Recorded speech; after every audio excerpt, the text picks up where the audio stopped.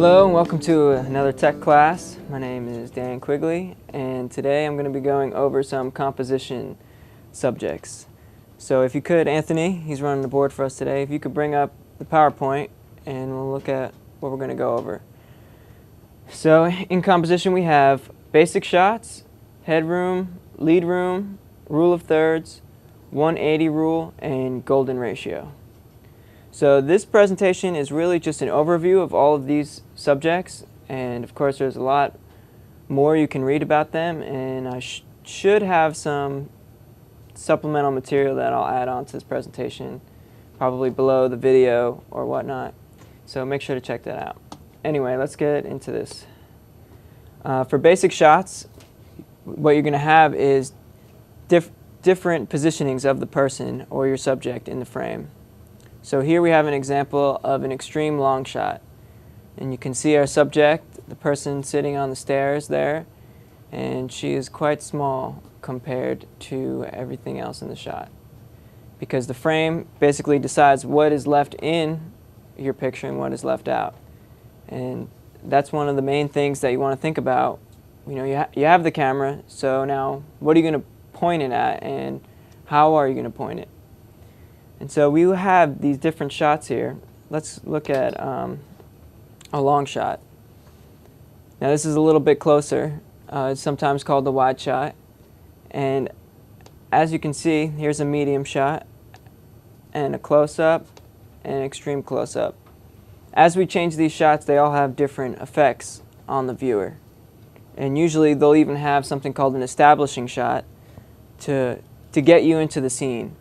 And then the closer your shot is, you know, that's the more intimate situation that you're in. We can really see what's on this subject's face and kind of get into their mind and see what they're thinking.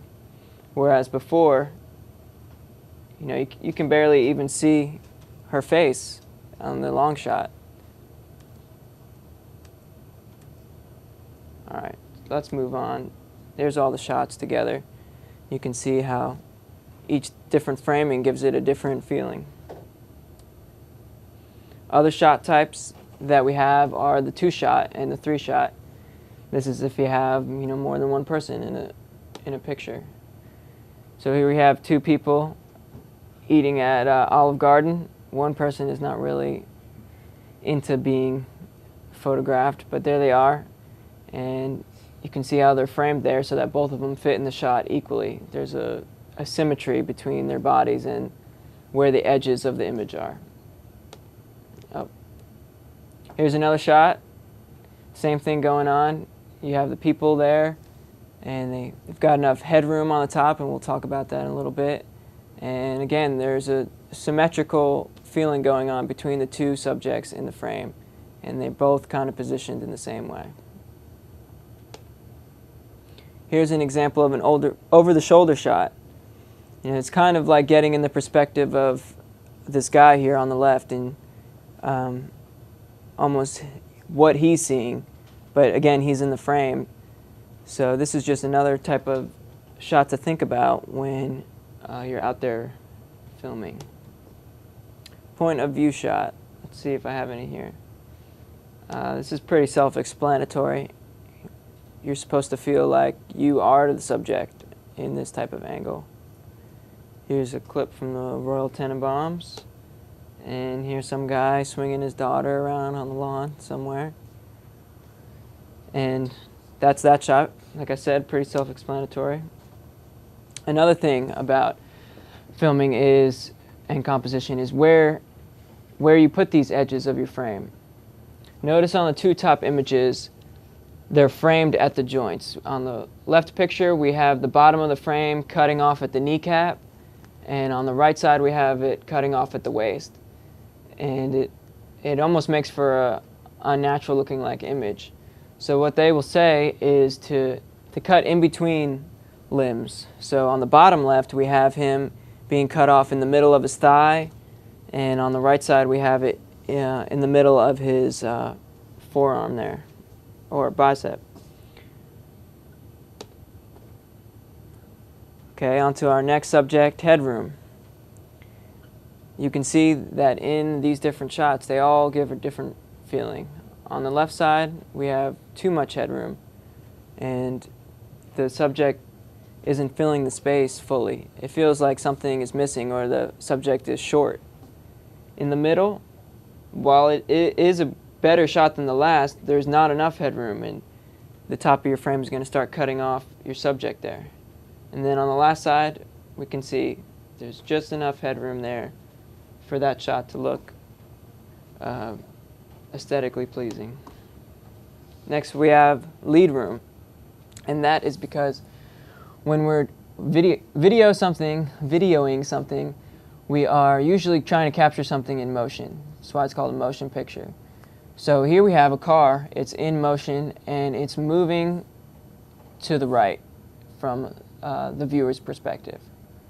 So what we want to do here is give space for our subject to move into, and that's why on the right side of the frame there is empty space there. It's giving that room for the car to drive, and when you're looking at that, you can almost imagine the car driving into the space.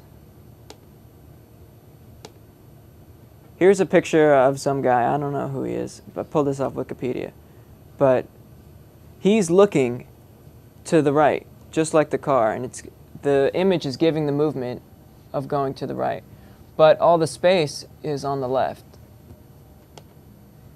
Here's the opposite of that, with the space on the right side, where he's looking into. So just take a look at that and think for yourself, what looks more natural to you.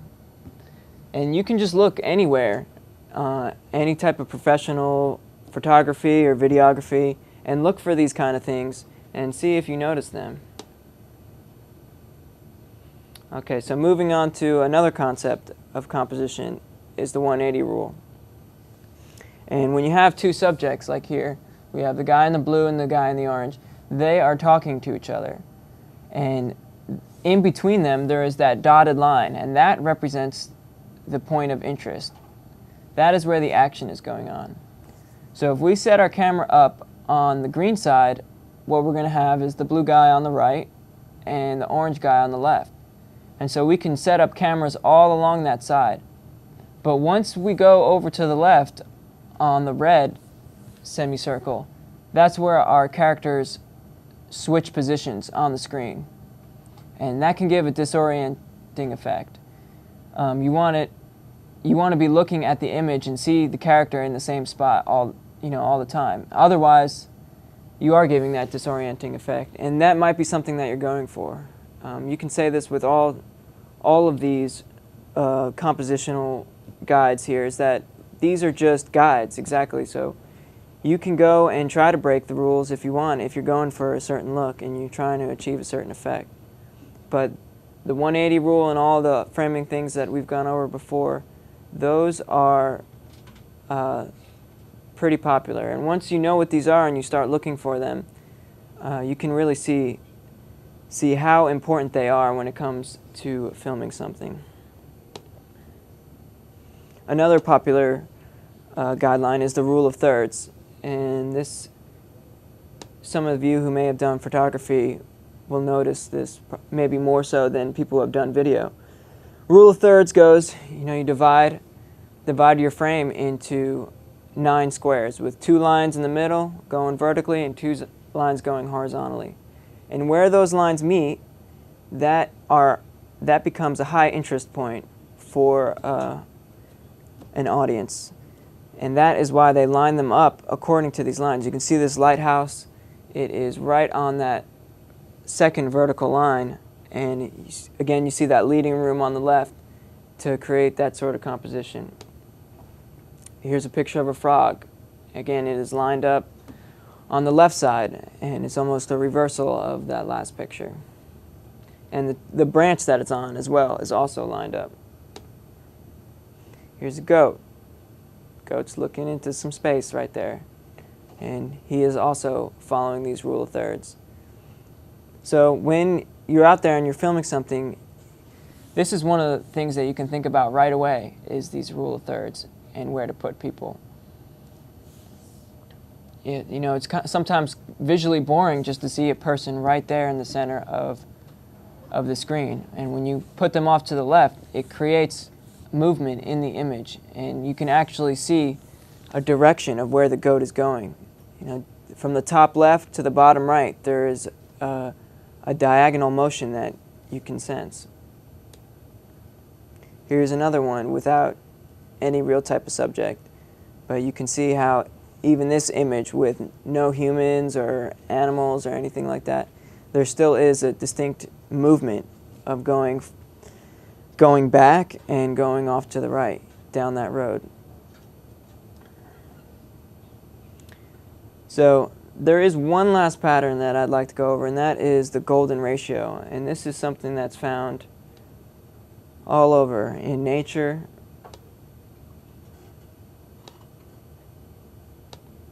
and in photography. And this is almost like a more complicated version of the rule of thirds. It is a ratio, which I won't get too technical into it, that creates a spiral like that. And you may even see it, you know, on seashells or something. And the idea is just to think about these patterns and visually lay them over images in your mind, and you will see how things are framed and how there is this underlying guidelines that people follow when they are taking images or video. And you know, it becomes more apparent over time how